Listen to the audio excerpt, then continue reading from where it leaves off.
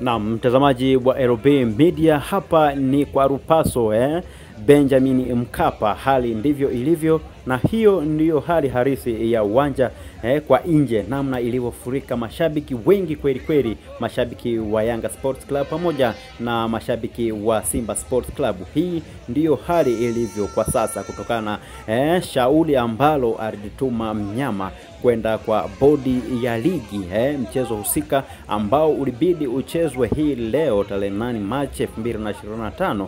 Sasa maamuzi ya bodi ya ligi wameweza kusoma ile shauri la mnyama Simba na kujizihilishia kwamba mchezo husika unapaswa kuahirishwa mpaka pale watakapokaa tena na kupanga siku nyingine kwamba wataweza kucheza lini.